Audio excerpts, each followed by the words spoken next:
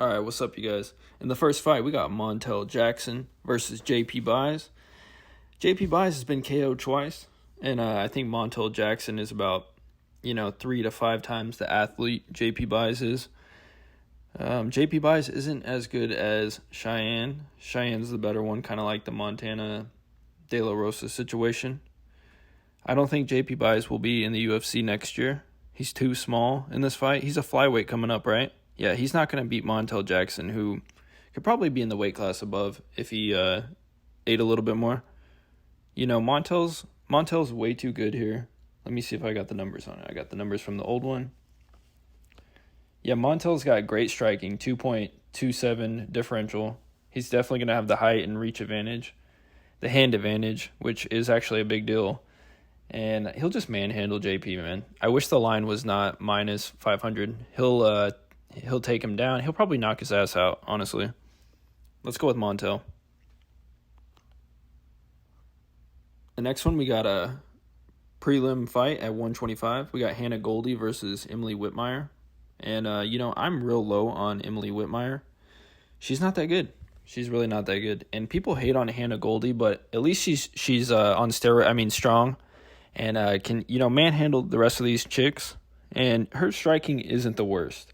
Emily's got negative striking, and Hannah has a 1.20 differential, which is, not bad. Not bad at all compared to a lot of people. Apparently, Emily's going to have the takedown. I don't know if I wrote that right, but we'll see about that. I think Hannah can manhandle this girl, and we're going to go with Goldie on this one. All right, the next fight, we got Nate Manus versus Tony Gravely.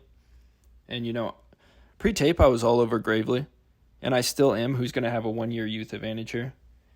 But Manus is going to be the longer guy. He's going to have about a 5-inch height advantage, a 3-inch reach advantage, the better record, But he's actually got negative striking. But when he's on the end of his punches, he can knock you out. Like he knocked Sanders down like that and then ended up choking him out. And he's a good fighter, man. I like Manus, and his numbers are a little bit deceiving. But, he can get tagged a lot, and he can get tackled too. And Gravely is really good at, taking people down. He's got decent striking. And, he only loses to decent competition. Like, I think his last loss was Jack Shore, and we know how good Jack Shore is. So, I think in this fight I'm going to pick Gravely for now. But if that line creeps up too much, I'm definitely going to take a shot on Manus.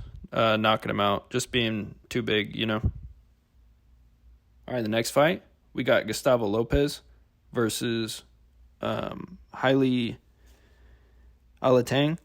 And, on this one, I'm just going to pass. I don't know enough about this fight, so we're going to skip to the next one. All right, the next fight, we got Penny Kianzad versus Raquel Pennington. And, a lot of people like Raquel. I think she's a little overrated in this spot. She is going to be the lengthier woman. Her record is pretty salty. She's got a .42 striking differential. And I think Penny's going to be the better striker here. She's got a 1.15 striking differential, Penny does. And the better record, and I think she's just a better fighter, honestly. And my gut's just telling me Penny, so I'm going to go with it. I think Raquel, her best days are behind her. And, she's the B side of the relationship, so she's not a winner. Let's go with Penny. All right, the next fight, we got Impa Kasanganai versus Carlston Harris. And I think we all remember Impa just for getting kicked into oblivion. But, he's a decent fighter. I'm pretty low on him, to be honest with you. I think he's a little too stiff. He doesn't seem like a killer. You can tell me if he's a silent killer. Maybe he'll murder you in your sleep or something. But, I don't know. He ain't got no dog in him. He's pretty boring. Seems like he works at the library. Nothing wrong with that. I like to read, but golly, you know what I mean? He's just slow. He's got decent power. He's not as strong as he looks. I don't know. I think he's overrated. And I think that Carlston, he's going to be the lengthier guy in there. He may not have all that muscle, but maybe it'll make him, I think that muscle is kind of a detriment sometimes. Honestly, I really do. I mean, you look at all the best guys, they're not super, super muscled up unless you count somebody like Usman or something like that. And even him, he runs into cardio problems unless he's got on that EPO. So it's like, unless they got that magic stick, they ain't going to do it. And I ain't talking about that kind of magic stick. Get your mind out of the gutter. All right. But Carlson has a 1.39 striking differential, and he's going to have the sub advantage. And, man, in his fight where he choked somebody out, it was Aguilar or whatever, that dude about killed him. Harris about killed Aguilar with his choke because Mark Goddard is retarded and let that happen way too long to where his eyes were, like, bugging out. Anyway, I think that Harris is a more complete fighter. I think that Impa isn't that good. We're going to go with Harris on this one. All right, the next fight, we got Erin Blanchfield versus Sarah Alpar. Fade City on Sarah Alpar. Fade City. She's a bum. She don't even work out, and she eats like a pig. Negative striking. She's going to have the takedown and sub, and all she's going to hope for is to grab onto you and just push you against the fence and then try to take your ass down, and that's it. And she fights like she's in the fucking parking lot. Erin Blanchfield is a professional fighter, unlike Sarah, and she's going to have the 3-inch reach advantage here. She lost a split decision to Cortez, and that should tell you something. Erin did. I think that they're going to, ride out Sarah's... Is this Sarah's last fight? I sure hope so. Or else the UFC is kind of dumb for making this. But apparently Sarah's getting on the treadmill, and she's going to go down to 125. Probably doesn't make weight. Because girls are notoriously not good at making weight. And that's that. I think I'm going to go with Erin.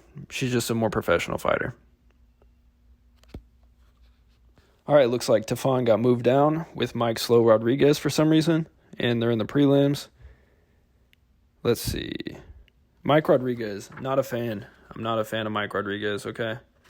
Mike Rodriguez is going to have the...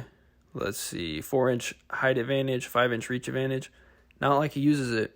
His strikings looked okay, 1.22 striking, but you're losing to, I almost said Smiling Sam. What's the difference? Ed Herman by fucking savvy moves like that? Dude, come on. You suck. You suck, bro. Mike Slow Rodriguez for a reason. I mean, seriously, dude, you got to be slow to be fucking losing like that.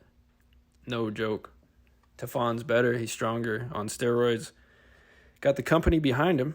Got the WWE costume ready to go. And a 1.6 striking differential with the better volume. And I think he's going to be the stronger man in there. He's going to bully Slow. Let's go with Tafon. All right, the next fight we got... Oh, I guess I did it out of order. They keep skipping it around on me. We got Dakota Bush versus Zhu Rong. And, something just says that Zhu Rong, even though he does have a 6-year youth advantage, he's got negative striking, and he's going to have the takedown advantage here. But something just tells me that Harry Bush, with his negative striking, is going to do okay. He's looked really good in his fights other than the Austin Hubbard fight, and something has clicked recently with Austin Hubbard, and that dude's tired of losing.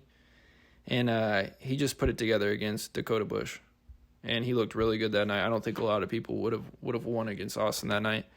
So Dakota's going to be the 1-inch taller guy, have a 2-inch reach advantage, and I think he's just going to whip his ass, old-fashioned style. Let's go with Harry Bush. All right, the next fight, we got Mandy Baum versus Ariana Lipsky, and you know what? I'm going to be passing on a lot of these right now because I need to do some more tape study, so let's pass that one too while we're at it. I kind of lean Lipsky initially, but we'll see. And as well as the next fight, Christos Giagos versus Arman Cerukian. If this line keeps creeping and Christos is about, plus 600, even plus 500, I might take a shot on him money-wise. I think Arman... Going all the way with Islam, almost forgot his name for a minute. Going all the way with Islam, he looked damn good. And every other fight than that, he's looked really good. So it's like, do you just pick that guy because he's shining? But this is a fist fight, and anything can happen, as they say, but usually doesn't. I think that Diagos has a chance. I really do. He looked good against Drakkar Klose. I think he could have even won that fight in some people's eyes. But we're going to pass for now. We're going to do some more research. All right, I do have one on the next one. Don't worry. The next fight, we got Joaquin Buckley versus Antonio Arroyo. And Arroyo's going to have the 4-inch height advantage. He's going to have the cardio disadvantage against anybody. Apparently, he just gasses out after all his adrenaline's gone. But he's going to have the 1.36 striking and the takedown and the savvy submission game. I hope he uses it because Buckley, he's ready to knock your ass out. Buckley is a part-timer, I believe. I don't know if he's still working at Walgreens or something like that. But he's a negative striker. And he's had one flash. Is he a flash in the pan? Kick it up a little bit.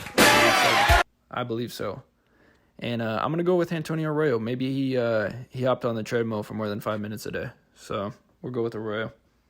All right, the next one, we got Miller Time versus Nicholas Mata. And, Mata looks good, man. He's got negative striking but heavy hands. And, I think he's hiding knives in those gloves because he butchered his opponent on Dana White's Contender Series. Honestly, he butchered his ass. And Jim Miller, I've been doubting this dude, this old geezer, for a minute. I've been doubting this dude. And you know what he does? He fucking wins, okay? He's been making me lose for too long now. And he's like, you know what? You better hop on the train, and I am. So I'm going to go with the negative striker, Jim Miller, who's got the takedown and submission advantage. And I think he's just going to veteran savvy his fucking way into this. He's going to take a few eye pokes. He's going to take the nut shots. He might even have to give a couple out if he has to. But I think it's going to be Miller. All right, the next fight.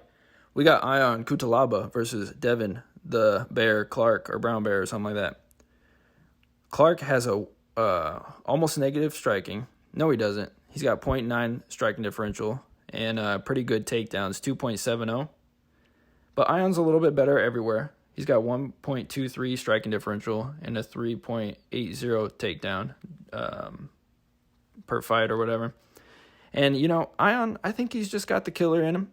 Even if it's an act, I think he can pump himself up enough to take out somebody as soft as Devin Clark. Devin Clark's one of these dudes who you think is really tough or something like that. I know he's not, like, mentally tough, but somebody else might think that. And then you go see him and he's like, yeah, dude, so anyway, you know what I mean? He's not like a gangster, bro. Okay. All right, the next one we got, let's see here. Oh, wait, that was the co-main event right there. All right, the final fight. We got Anthony Smith, the big zombie, versus Ryan Spann. And, Ryan Spann, I keep thinking this dude's a bum. I'm like, man, what a bum. He's barely, like, in my mind, I'm like, yeah, he's like slow Mike Rodriguez. But then I look at his record, I'm like, oh, shit. Okay, I'm wrong. He's got the 1-inch height advantage, the 3-inch reach advantage. He's got he's decent everywhere, He's got some power. He's a big dude. He's going to be the bigger guy in there in general, frame-wise. But, Smith's been in there with John Jones and just about everybody else and their brother. And I think that Smith's just going to find a way to win this one. I doubted Smith against Jimmy Crute, and he put an old-fashioned ass-whooping on him. Simple as that. Maybe something's clicking for Smith. Maybe his confidence is finally there after 100 fights, and he found himself. But I'm going to take the late bloomer Smith, so we'll see what happens. Hopefully we all win some money. Let's go.